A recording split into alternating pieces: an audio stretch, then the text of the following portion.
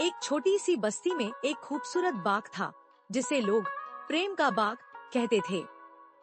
वह बाग इतनी हसीन थी कि धूप की किरणें जब उसमें डालती तो फूलों की खुशबू में मिलकर हर कोई खो जाता।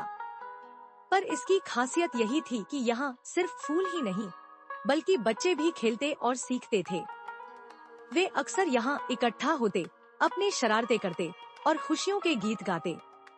लेकिन धीरे धीरे पता चला कि यह बाग गुलजार तभी रहता है जब बच्चे एक दूसरे से प्यार और सम्मान से बोलते हैं, क्योंकि यह बाग तभी खिलता है जब बच्चे प्यार और सद्भाव से बातें करते हैं।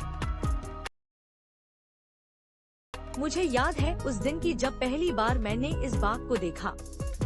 सूरज दिन की अंतिम किरणें बिखेर रहा था, हल्की ठंडी हवा सरकती हुई जैसे हर शख्स को अपनी यादें दे रही हो।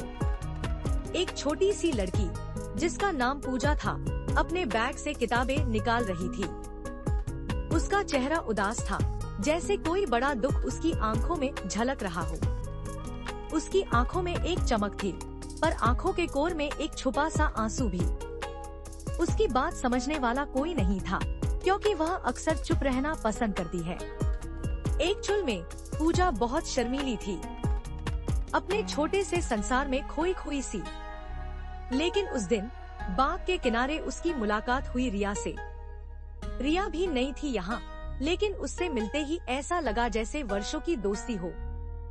रिया ने मुस्कुराते हुए कहा, अच्छा, तुम तो बहुत प्यारी हो। क्या नाम है तुम्हारा? पूजा ने पहली बार खामोशी तोड़ी, कहा, मैं पूजा। तुम? रिया ने हंसकर कहा, मैं रिया। चलो खेलते हैं। बस फिर क्या था, दोनों ने मिलकर खूब खेला, गाने गाए और बातें की। रिया की मीठी बातें और उसकी मुस्कान में पूजा को जैसे उसकी सारी उदासी भूल गई। जब वे दोनों बातें कर रहे थे तो उनके शब्द फूल बनकर बाग में खिल रहे थे। लेकिन कुछ समय बाद बाग में नए बच्चे आए, कुछ लड़के और लड़कियां।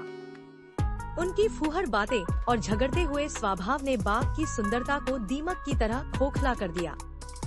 वे लड़ते झगड़ते और गालियां देते और उनका रवैया पौधों की तरह जकड़ने लगा, जिससे फूल मुरझाने लगे और वह तरह की खुशबू भी मिट गई। वह नजारा देखकर मेरी आंखें भी भर आई। ये बाग तो फूलों का स्वर्ग था, पर सिर्फ तब खिलता है जब बच्चे इसमें प्यार और सम्मान का बीज बोते हैं।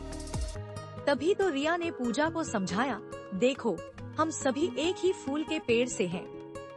अगर हम प्यार से बोलेंगे तो ये फूल और खुशबू देंगे और ये बाग खूब खिल उठेगा। पूजा ने धीरे धीरे अपना दिल खोलना शुरू कर दिया।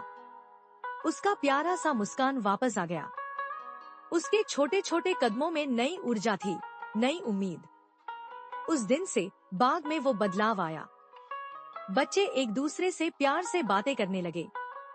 किसी को शरारत करनी होती तो वह अपनी बात शांति और प्यार से कहता। जैसे ही उनमें समझ होती, बाग पर फूल लौट आते।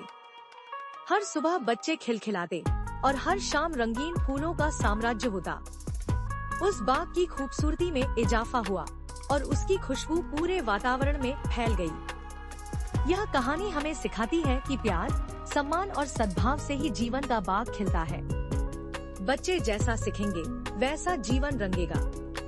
इन छोटी छोटी बातें ही तो हमारे संसार को सुगंधित बनाती हैं। अगर आपको मेरी कहानी पसंद आई हो तो कृपया लाइक, कमेंट, शेयर और सब्सक्राइब करें।